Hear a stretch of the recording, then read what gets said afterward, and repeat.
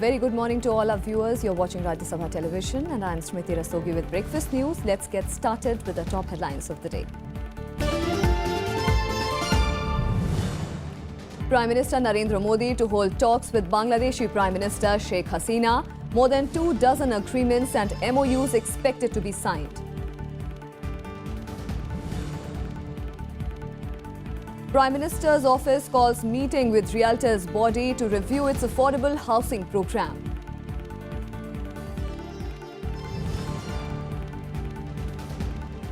Terror attack in Sweden claims 4 lives, injures many. Truck rams into crowd, crashes into department store in Stockholm.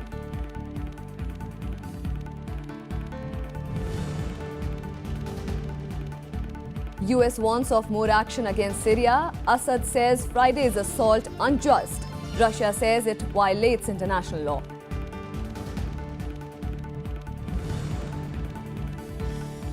And Bopanna and Balaji look to take India to World Group playoffs at Davis Cup to play doubles tie against Uzbekistan.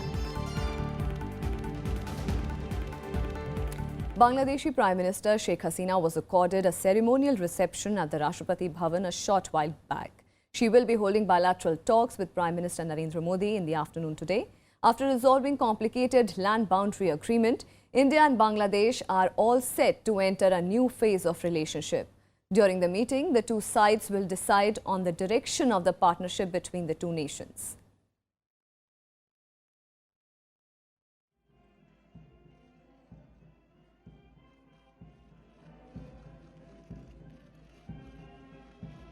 On a 4-day visit to India, Bangladeshi Prime Minister Sheikh Hasina arrived in Delhi with a large business and official delegation.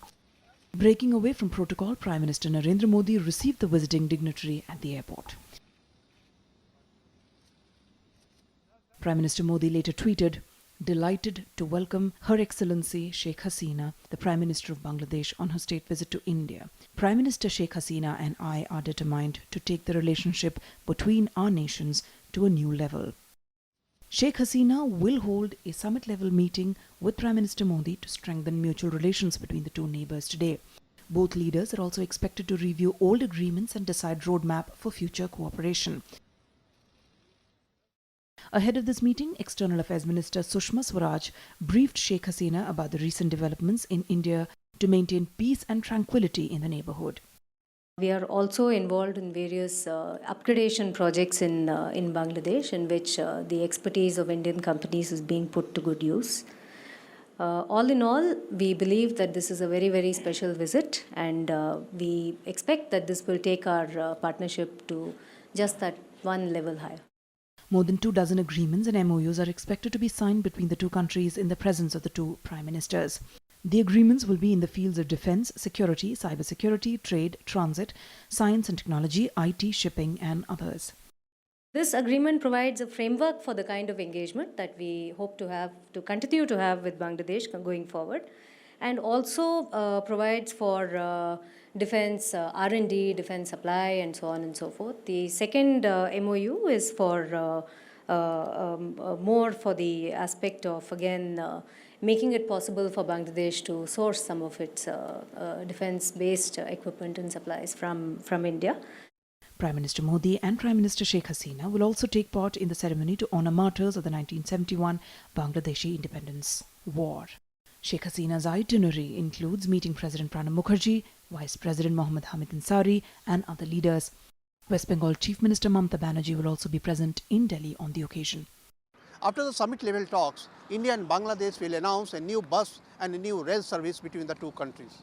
India will also launch a pipeline that will provide Bangladesh high-speed diesel. Akhilesh Suman for Rajya Sabha Television with camera person Vijay Kumar in Delhi. And with the government's aim to achieve housing for all by 2022, the Prime Minister's office has called a meeting today to review its program. The PMO has called Realtors body, CREDAI and NADECO to understand the problems faced by the developers in launching affordable housing projects. CREDAI is likely to make a presentation on how to accelerate affordable housing projects in the country. The government also wants inputs from the Realtors body on how to enable home buyers to encash subsidy benefits under the Pradhan Mantri Awas Yojana. The centre had earlier said that it was disappointed that not a single proposal had come from the private builders for the affordable housing projects. In a bid to boost the real estate sector, the centre had accorded infrastructure status to the affordable housing segment in this year's budget. Prime Minister Narendra Modi had announced interest subsidy of up to 4% on loans taken in the new year under the Pradhan Mantri Awas Yojana.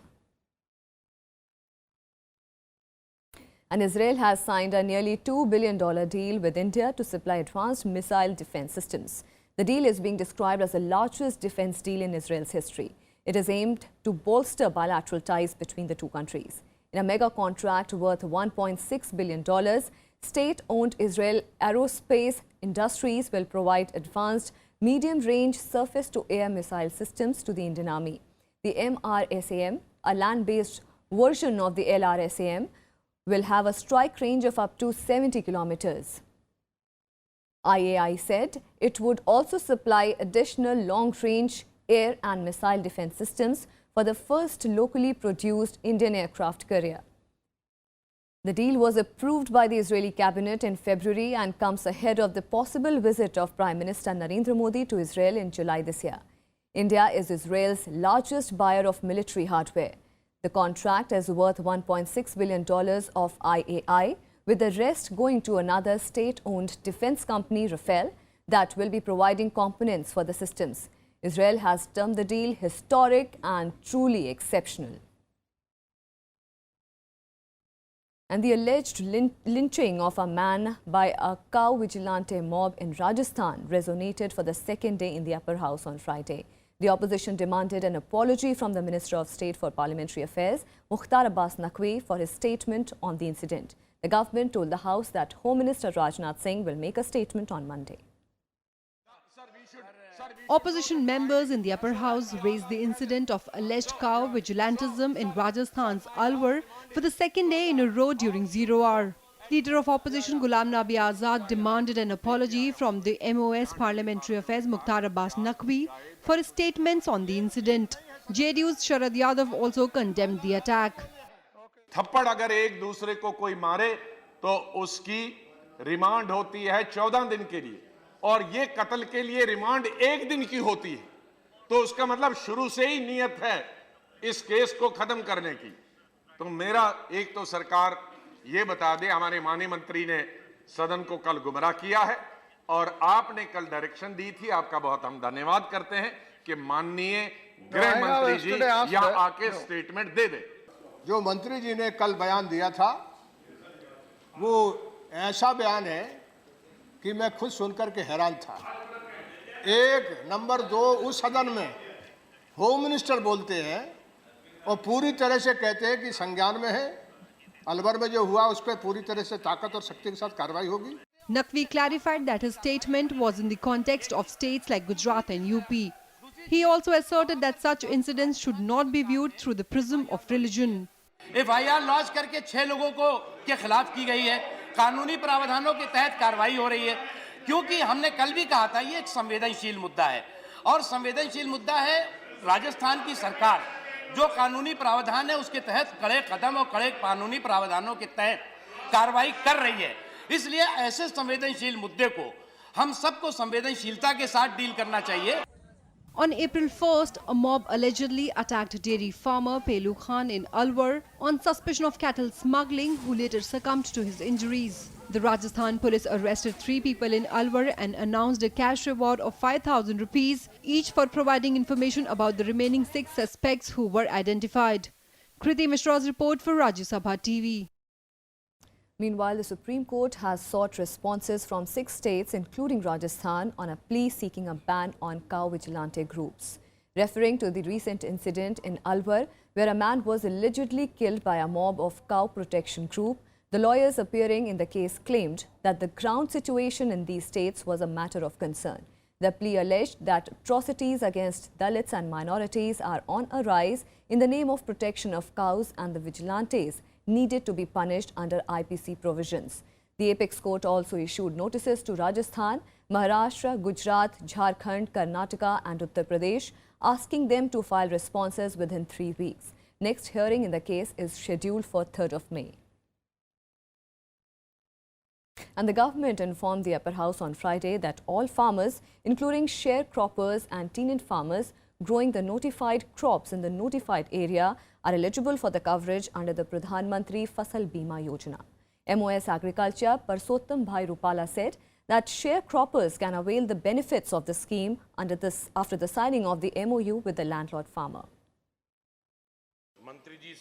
Addressing the issue of agrarian distress for tenant farmers during question hour, the government told the upper house that the Pradhan Mantri Fasal Bima Yojana has made provisions to provide them cover. प्रधानमंत्री फसल बीमा योजना में ये प्रावधान है, यदि वो किसान के साथ अपना MOU करके वो प्रीमियम भरेगा तो उसको भी प्रधानमंत्री फसल बीमा योजना का कवर दिया जाएगा। और पंजाब में जो कि लागू ही नहीं किया है, नई सरकार स्टेट गवर्नमेंट को इसको नोटिफिकेशन करके लागू करना होता है, वो करेंगे तो इसका बेनिफिट इनको भी मिलेगा।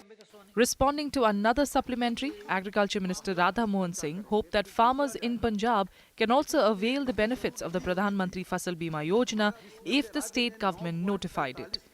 पंजाब के अंदर ये बीमा योजना आदि चलती रहती, उनका नुकसान का आंकड़ा आया होता तो हमने कितनी राशि दी इसका इसमें जिक्र होता। Tenant farming covers more than 25% of agricultural activity in India. Tenant farmers assume an extraordinary amount of risk in return for extremely meager rewards and little access to government benefits. With tenant fees and debts mounting every year, hapless farmers are forced to commit suicide. Tenant farmers account for over 90% of suicides in the country. Kriti Mishra's report for Rajya Sabha TV. On to some more developments. Air India has lifted its ban on Shiv Sena MP Ravindra Gaikwad. The move comes after he expressed regret for assaulting one of its employees. With this, his 14-day humiliating ordeal, when other airlines also refused to let him on board in solidarity with the national carrier, comes to an end. Shiv Sena members disrupted Lok Sabha proceedings on Friday. However, Gaikwad wrote to Union Civil Aviation Minister Ashok Gajapati Raju yesterday, expressing regret over the unfortunate incident. The ministry is also learned to have asked private airlines to also revoke the ban. The two Air India unions of cabin crew and pilots have opposed the move to lift the ban.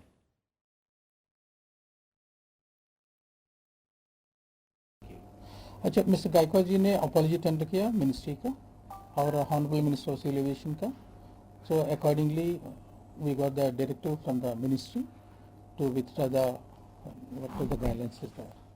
And with that, time for a very short break. More national, international and sports news on the other side. Stay with us.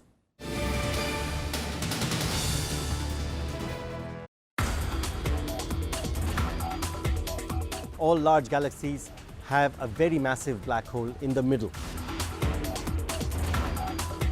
This is the GMRT in India. It's near Pune, built entirely by Indians. It is the greatest, largest radio telescope in the world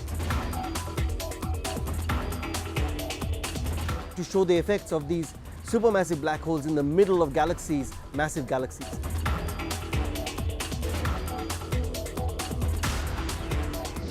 Watch Eureka with Professor Somak Rai Chaudhary, Director at Ayuka Pune, only on Rajya Sabha Television.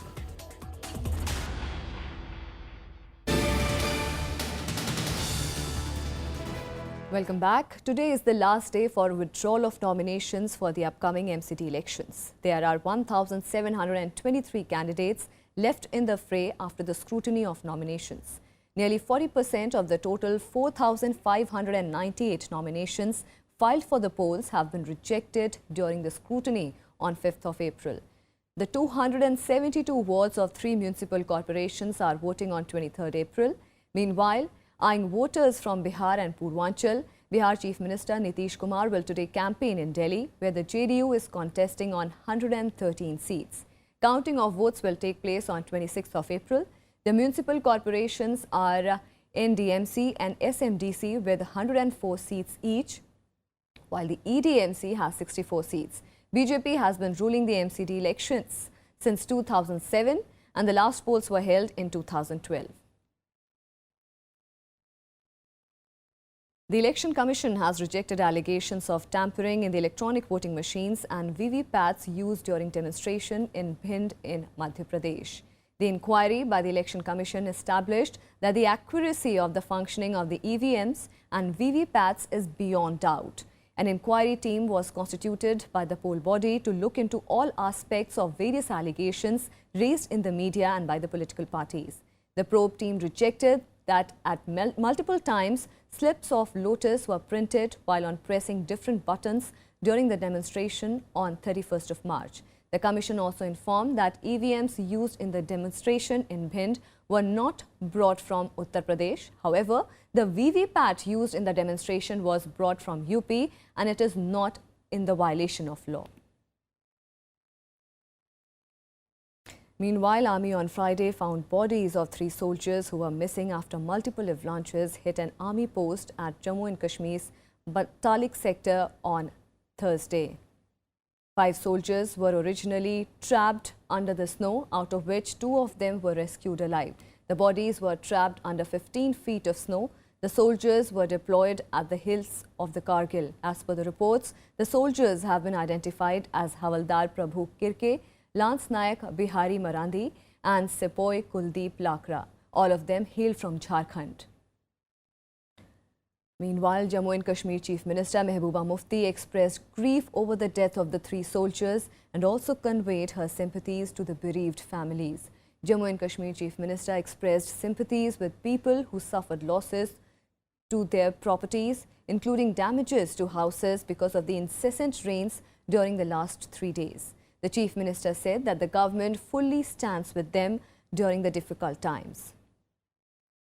Meanwhile, Jammu and Kashmir Governor N.N. Vohra also expressed grief over the tragic death of soldiers. Vohra spoke to Lieutenant General P.J.S. Pannu and conveyed his sympathies to the bereaved families and wished early recovery to the soldiers rescued from the avalanche-hit areas. Earlier on Thursday, Prime Minister Narendra Modi spoke to Jammu and Kashmir Chief Minister Mehbooba Mufti and offered all possible support in dealing with the flood situation in the valley.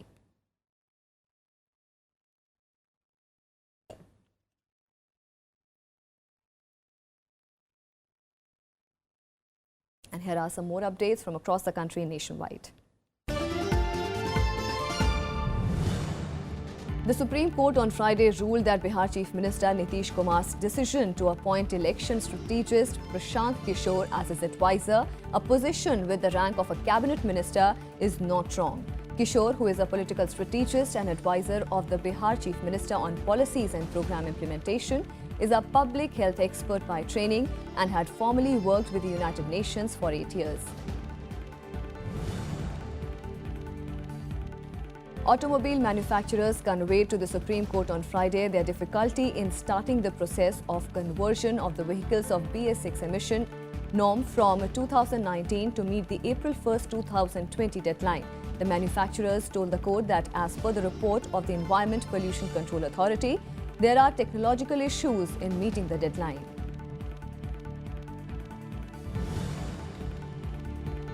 A Delhi court is likely to take cognizance of the charge sheet filed against Himachal Pradesh Chief Minister Veerbhadra Singh in a disproportionate assets case. The matter was fixed for Friday as the scrutiny of documents could not be completed on Thursday. The CBI had booked the accused on the charges of abetment to crime and forgery under the IPC and Prevention of the Corruption Act. Now on to international news now. At least 4 people were killed and several injured when a truck drove into a crowd on the shopping street and crashed into a department store in central Stockholm on Friday. Swedish police have arrested 1 man in connection with the attack and have not ruled out the possibility of involvement of other attackers. Police said security at Swedish borders has been heightened. The incident took place only a few meters away from the Indian Embassy office. External Affairs Minister Sushma Swaraj had said all the Indian officials are safe. Swedish Prime Minister called it a terror attack and said values of democracy and freedom would not be undermined by hatred. Several attacks in which trucks or cars have been driven into crowd have taken place in Europe in the past year. A truck killed 86 people in Nice in France last July when it rammed into a crowd celebrating Bastille Day. In December, another truck ploughed through the Christmas market in Berlin, killing 12 people. My thoughts are first of all with the victims and their families. In this difficult moment, Swedish authorities, including police and hospitals, are doing everything they can to save lives and maintain our safety. Terrorists want us to be afraid, want us to change our behavior, want us to not live our lives normally. But that is what we're going to do. So terrorists can never defeat Sweden, never. And a day after US missile launch on a Syrian air base in rebel-held Idlib province, Western allies have offered a strong backing, saying the gas attack cannot go unpunished. However, the Syrian government and its ally Russia say it violated the international law. US has, however, warned of more action. It is also now investigating if Russia was involved in the chemical attack that prompted the strikes. Syrian military personnel inspecting the damage to the Shariat air base, which was bombed by the US Air Force after the alleged chemical weapon attack in Idlib province that killed at least 80 people and injured dozens more. US said the base was used to store chemical weapons. The US airstrikes are reported to have killed 6 civilians, but the US has denied it. While UN has appealed for restraint, the US warned it may take further action. The US has also started investigating whether Russia was involved in the chemical attack that prompted President Donald Trump to launch the first direct military assault against the Assad regime. As I warned on Wednesday, when the international community consistently fails in its duty to act collectively, there are times when states are compelled to take their own action. The indiscriminate use of chemical weapons against innocent civilians is one of those times. The United States will not stand by when chemical weapons are used. The Secretary General said he continues to follow the situation in Syria closely and with grave concern. Mindful of the risk of escalation, the Secretary General appealed for restraint to avoid any facts that could deepen the suffering of the Syrian people. The Secretary General calls on the parties to urgently renew their commitment to making progress in the Geneva talks. World leaders as well as US senators themselves are sharply divided over the US missile bombardment. While many Western powers supported America's action, Syrian President Bashar al-Assad called it an unjust and unabashed assault. Russian President Vladimir Putin also denounced the strike as an act of aggression and said it violated international law. Moscow has also promised to strengthen its ally Syria's anti-aircraft defenses. It is also closing down a hotline with the US designed to avoid collisions between their air forces over Syria. Нарушение международного права и акт агрессии. Решительно осуждаем нелегитимные действия американской стороны. Последствия для региональной и международной стабильности могут быть самыми серьезными. The United Kingdom supports the US airstrike on the Al-Shayrat airfield because war crimes have consequences. And the greatest war criminal of all, Bashar al-Assad, has now been put on notice. You can debate the legality of these strikes. You know, I think they were justifiable, but they are on an uncertain legal foundation. There was no UN Security Council resolution, obviously. There was no direct defense of the United States or even of Americans, for that matter, that we could really invoke a traditional interpretation of a self-defense right under international law.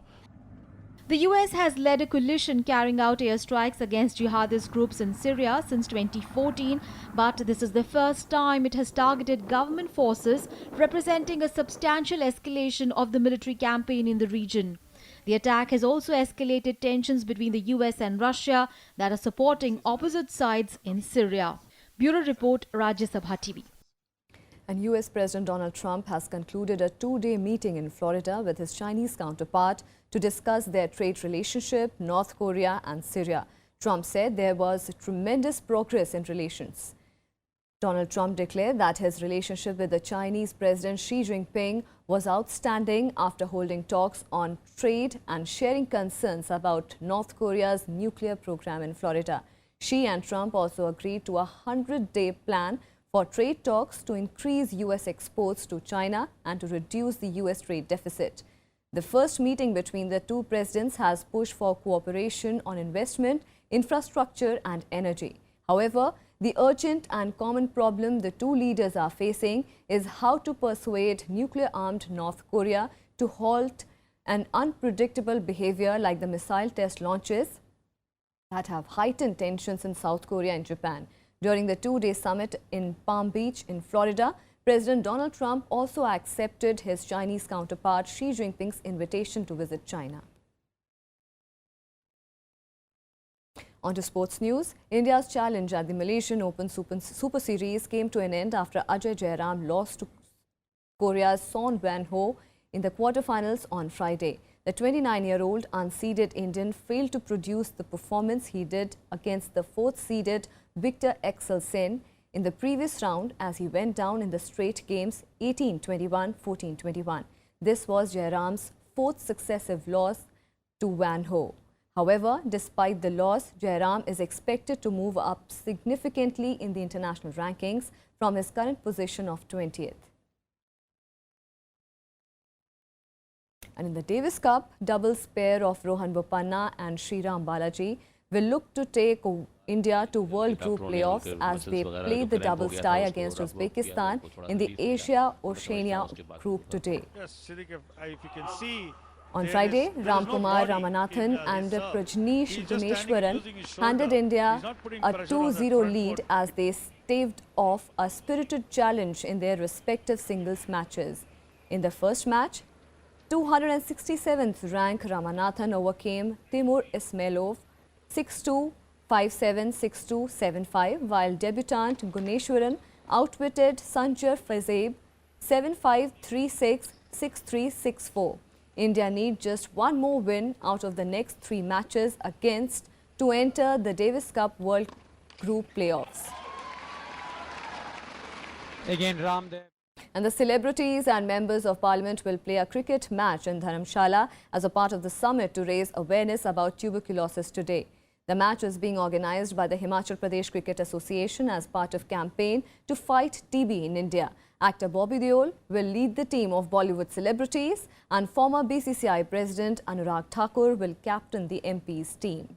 The Bollywood actors and the members of the parliament said that it would create a right message and build a momentum to eradicate the disease from India by 2025. The event will provide a platform for TB experts, scientists, patients, doctors and government representatives to suggest strategies for fast-tracking TB control efforts. वो awareness spread करना बहुत ही ज़रूरी है और जो अनुराग जी ने initiative लिया है और बाकी ने जो एमपीज़ ने इनिशिएटिव लिया है वो बहुत ही बढ़िया है एंड आई थिंक हमें ये मौका मिल रहा है ये लॉन्च करने उससे बढ़िया और कुछ है नहीं। बहुत महत्वपूर्ण है एमपीज़ और बॉलीवुड के बीच में ये मैच है और इसका एक अच्छे कॉज को लेकर है टीबी के खिलाफ है और इसमें सब दल के एमपी हैं और सब लोग मिलकर इस मैच को खेलेंगे तो उससे एक अच्छा संदेश जाएगा। And that's all we have for you in this edition of Breakfast News. Keep watching Rajya Sabha TV.